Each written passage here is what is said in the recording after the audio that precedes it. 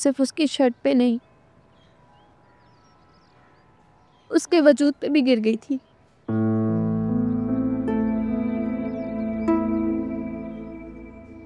Picture देख ली तुमने अपने दोस्त की? हाँ, पर ये तुम्हें मिली कहाँ से? फेसबुक से। जब गौर किया तो तुम्हारा दोस्त निकला, सोचा तुम्हें सेंड करूं। कमेंट पढ़ा था तुमने उसका? हैरास करा था लड़की को, वो तो उसने भी आगे से बहुत अच्छा जवाब दिया। वो कॉफी आयजा भाभी ने फेंकी थी। हाँ,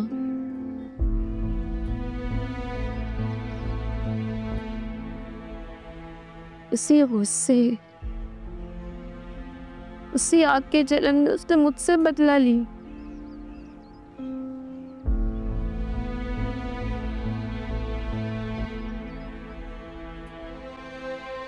अपनी बातों में फंसा के मुझसे निकाह कर लिया उसने।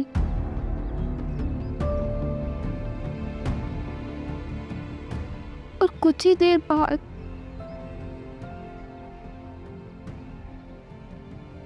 तलाक दे दी।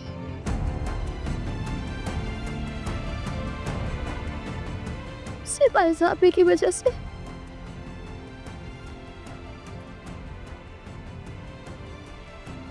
शयान तो खैर था, उसने जो भी मेरे साथ किया उसके लिए तो मैं उसको कभी माफ नहीं करूंगी। लेकिन आयजा पे तो अपनी थी ना, उन्होंने मेरी तलाक का फायदा उठा के मेरी रूहान से शादी करवा दी कि सिर्फ उनकी इज्जत बनी रहे इस ससुराल में, उनका मकाम और बढ़ जाए, उन्हें कोई जलील ना कर सके।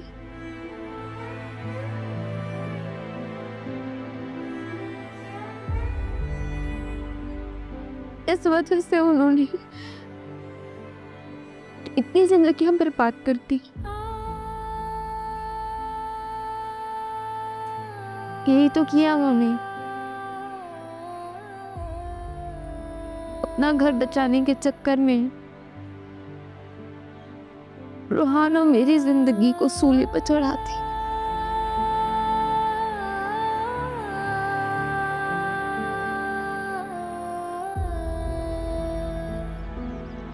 रूहान इस बारे में कुछ नहीं जानता। वो सिर्फ इतना जानता है कि मैं किसी को पसंद करती थी।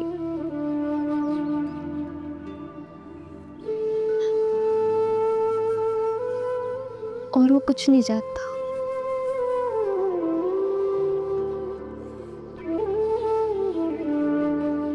मामा, ये तो रूहान के साथ बहुत बड़ा धोखा है। आज नहीं तो कल उसके सामने सच आ ही जाएगा, फिर क्या करोगी? जो रिश्ता कभी आगे चलना ही नहीं था, उससे उम्मीद क्या लगानी थी। तो कल तक यही सोच के इस घर में आई थी, रूहान को सच पता चलने से पहले पहले आयजा आपी की असलियत सबके सामने ले आऊंगी।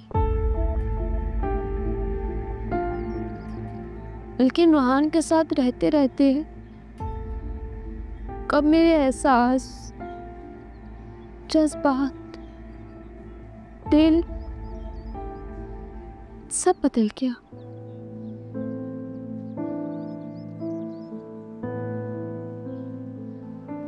उसकी हरकतें, इसकी बातें, उसके साथ बिताया हुआ हर पल अच्छा लगने लगा।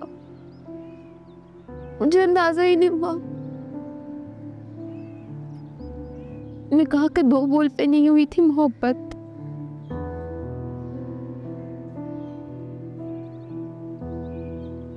लेकिन रूहान के साथ के बाद सब बदल गया।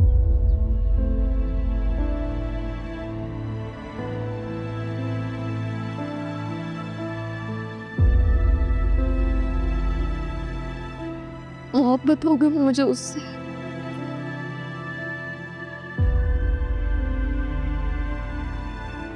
लेकिन क्या फायदा ऐसी मोहब्बत का जिसका आखिर जुदाई है।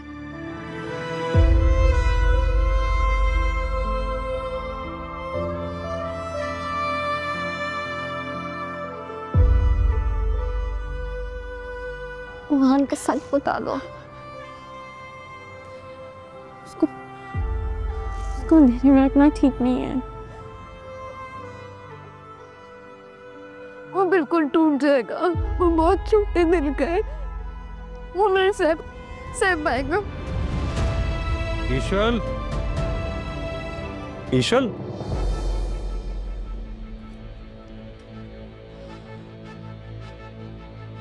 इनाया, क्या बात है? तुम रो क्यों रही हो? कुछ नहीं आशीष, तुम मेरे साथ चलो। इनाया, तुम भी प्लीज अपने कमरे में जाओ। हाँ हम, लेकिन बात क्या हुई है? कुछ नहीं, चलो मैं बताती हूँ ना, चलो। जिंदगी से यही गिला है मुझे, तू बात देर से मिला है मुझे। मैं तो वो नहीं रहा, मैं तो वो नहीं रहा। हाँ मगर वही है तू, मेरी जिंदगी है तू, मेरी जिंदगी है तू।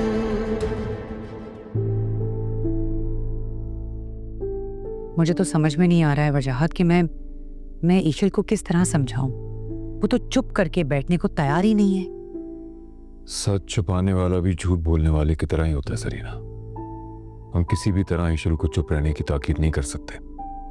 सच जानने के बाद अगर वो घर में सबको बताना चाहती है तो जरूर बताए।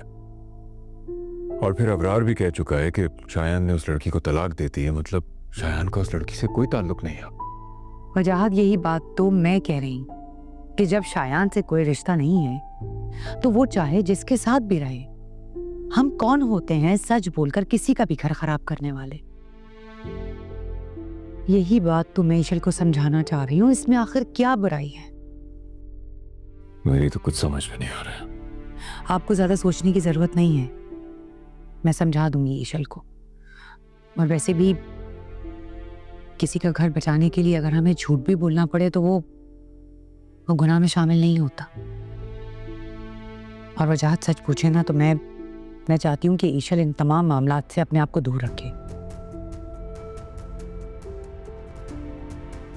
और जहां तक रही बात आयजा की, तो उससे तो कोई बईद ही नहीं है। मैं शायान को ऐसा नहीं समझता था। मैं भी। वैसे शायान ने तो हद ही कर दी है।